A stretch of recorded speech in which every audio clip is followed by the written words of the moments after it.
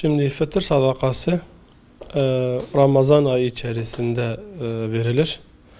Ramazan'ın sonlarına doğru bayram günü ve bayram gününden önce verilir. Fakat Ramazan içerisinde istenilen herhangi bir günde de fıtır sadakası verilebilir. Fıtır sadakası şudur, yani bir sadakadır zaten, üzerinde de ismi olduğu gibi. İnsanoğlu Allah Azze ve Celle insanı en güzel şekilde yaratmış.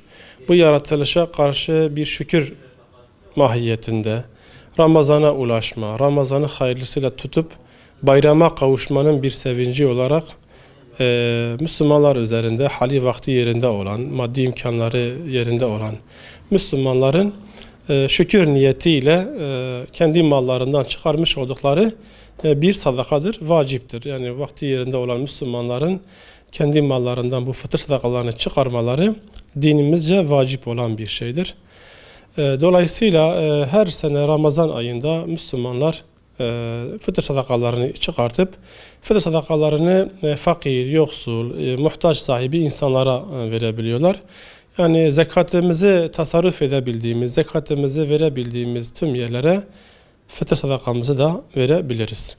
Fıtır sadakası bu sene biliyoruz ki fıtır sadakasının amacı fakir fukaraya bir sadaka verip onların gönüllerini hoş etmek, bir nebze de olsa onların da bayram sevincini yaşamalarını sağlayabilmek, o fakir ve muhtaç insanların birçok ihtiyacını bazı noktalarda karşılayabilmek amacıyla onların da bayrama, yani bu fakir ve ihtiyaç sahibi insanların da bayrama sevinçli bir şekilde girebilmelerini sağlayabilmektir.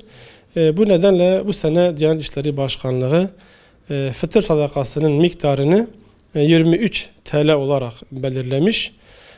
Günümüz şartlarında hayat şartlarının yüksek olduğu şu dönemde kanaatimce belirlenen miktar makul bir miktardır. Günümüz şartlarında bir insanın 2 öğün yiyebileceği yiyecek, yani takriben belki daha fazla olur, az olmaz. Fakat buna rağmen yine de gücü ve imkanı yerinde olmayan, vermek istediği halde kendisine bu miktar ağır gelen insanlar, fıkıh kitaplarımızda 4 maldan fıtır sadakası verilebilir anlayışı vardır. Buğday ve buğday unu, kuru üzüm ve kuru hurma, bunlardan da 2'şer kilo, 3'er kilo hesaplanarak, bedelleri hesaplanarak fıtır sadakası verilebilir. Bugün buğday mesela takriben 2 TL değerindedir.